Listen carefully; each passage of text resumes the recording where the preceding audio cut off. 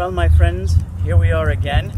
You can see I have another plot, and I want to put some Swiss chard in here, and then I'm going to plant some onions. First, I have to add the fertilizer.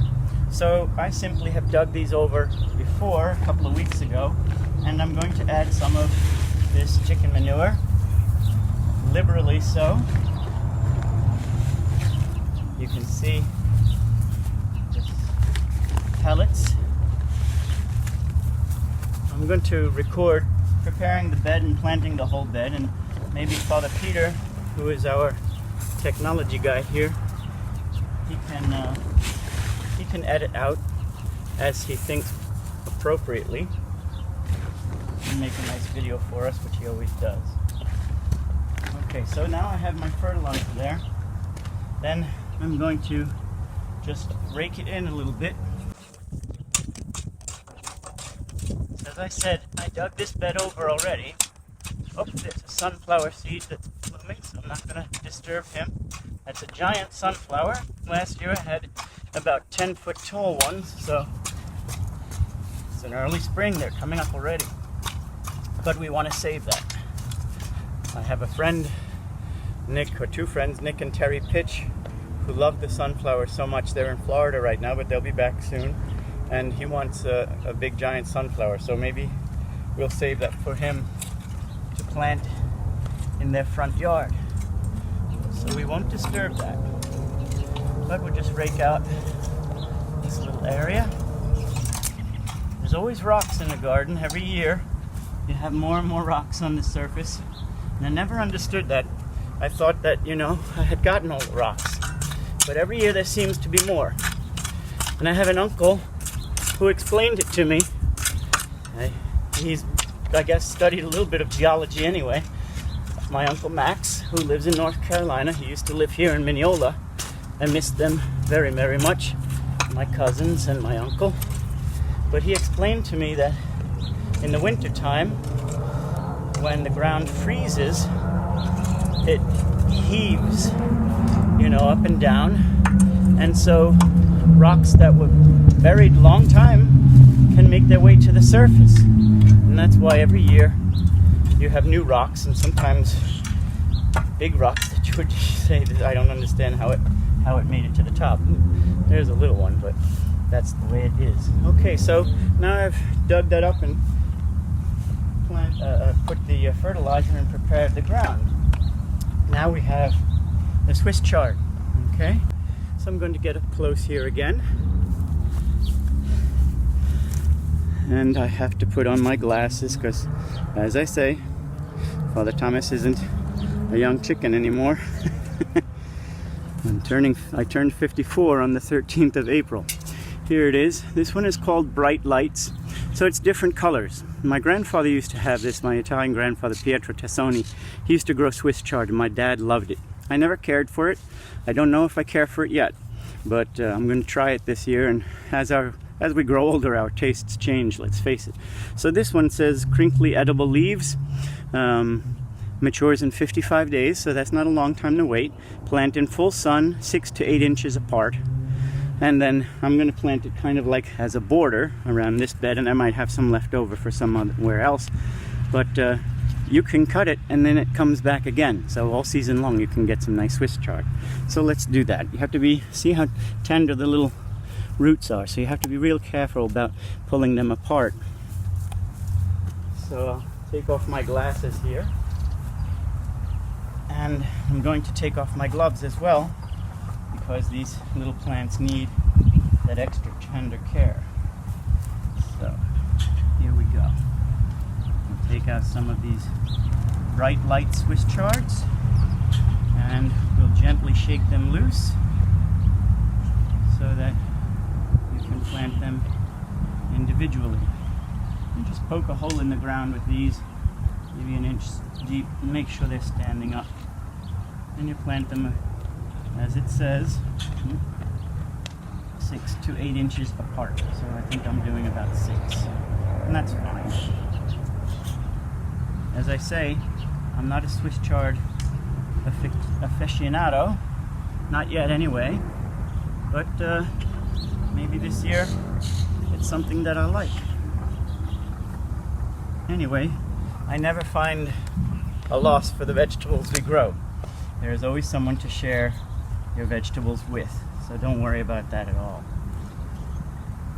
Okay, and I'm sure my aunt and my cousins will enjoy it. I know my niece in Texas, Heather, and her husband Vince and their 3 little boys, they enjoy it. They grow it in their garden. And my nephew and his wife Michael and Alice in New Jersey, they're going to plant a garden this year, I think, too. Everybody seems to be getting into that spirit because we're stuck at home, and that's not a bad thing. I mean, it's not good to be stuck at home permanently, of course, but I'm talking about that, making a garden and finding things to do with our time. And this is very productive. So there you have it. We planted a little bit of Swiss Chard. I have plenty left over, so that's not going to go to waste. I'll plant that in another part around another bed. But now we have onions. So let's put my glasses on again. Come over to you.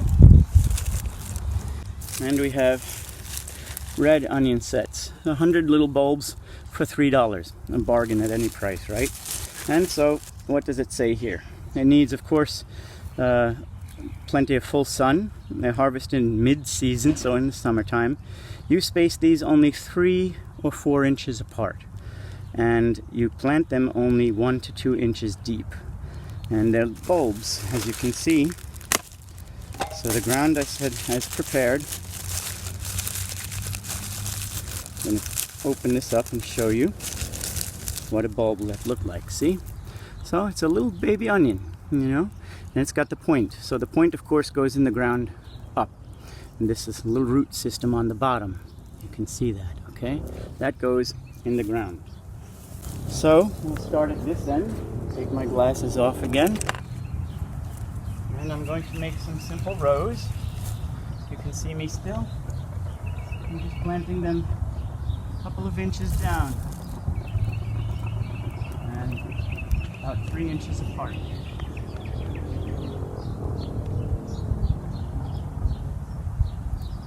My row, a good almost 8 inches apart, and put them in the ground first so that I can still see them. I'm not burying them yet because I like to see where they are, otherwise I lose them. Bury them in the end. But onions take a lot of nitrogen, so you have to be constantly aware of what they need in order to grow well. So every 2 weeks or so, you do a side dressing of fertilizer. In other words, as they're growing, you put some fertilizer on each side of the onion and you scratch it into the ground. Very gently. You don't want to disturb their roots, but you'll get a good crop of onions. And these are red onions. These are very, very sweet, and everybody in the house, all the priests, seem to like them. So I'm planting them this year so that we have a nice crop of onions. Some of the bulblets are bigger than others. I know I have a lot out here on the ground. I'm just picking through them to see which ones I think are the hardiest, and that's okay to do too. So I'm not going to plant 100 of them, of course, not in this small bed, but we get a nice amount of onions in this little area, as you can see. The extras I'll save for later, maybe for another bed, or I may share them with some friends, some parishioners who want to try their hand at growing some onions. So there you have it. And then I just cover them and plop them down there. Pound it down so that no little animals are going to dig them up. And remember, I said only an inch or too deep. So these aren't deep at all. They'll be watered by tomorrow's rain, and they come up very quickly. So within a few days, you'll see them breaking through the ground. It's one of the earliest things you can put in the ground.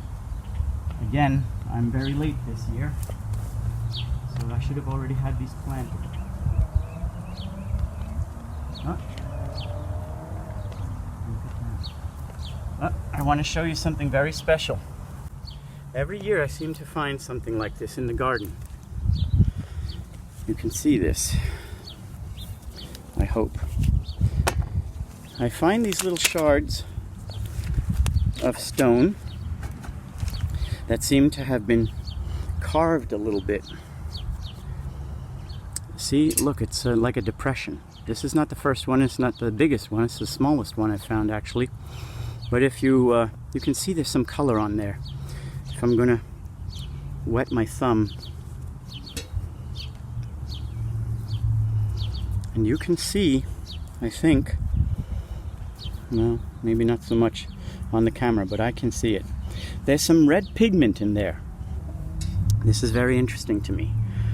This is the fourth one that I've dug up. One of them is about so big, and it's clearly got a depression and some paint on it, what I think is paint. I think, maybe I'm wrong, I don't know, but I've never seen a rock naturally get a red kind of a paint like this, because the rest of it isn't red at all, only in the depression. So I think when Long Island, before white settlers got here, of course we know the Indians were here, the American Indians, and they used, you know, the natural things of the earth to make red paint and to decorate themselves for festivals and different occasions. Not only war, they're not savages as we were all taught in our school days. They were a community of people that had their own beliefs, and they were very attached to the earth, and it was survival of the fittest for a lot of people at that time, but so was the same way for the Europeans. But so this is, I think, one of those remnants. I should ask maybe somebody at the Smithtown Museum and bring them to them and see what we can find out. But it always makes me pause and think about the people that were here before us, you know, tilling the land maybe, or maybe just camping out here for a time. As I say, there are so many deer here, there's so many rabbits on the property. It's still very beautiful out here, and this was all wild land, you know, 300-400 years ago. So we have to keep those things in mind. Every time I find something like that, I bring it inside, I keep it, and just make a memory of it. So there's our red onions, and isn't that amazing? I found a red rock. So there's the red onions in the Swiss chard. They'll be coming up and growing. Again, you know, our history is important. The local history, our history of humanity, our salvation history. Don't forget any of it. It's who we are. It's who we have become. It's who we have evolved into being, and it's who we're still growing and finding out what kind of world we want to create, and that we want to be a part of. It can unfold in the most beautiful way, as God intended, if we but cooperate with His grace. So let us pray always that we do that. Let us respect one another, let us respect the earth, and let us thank God for the beauty that He has given us. God bless you and keep you safe.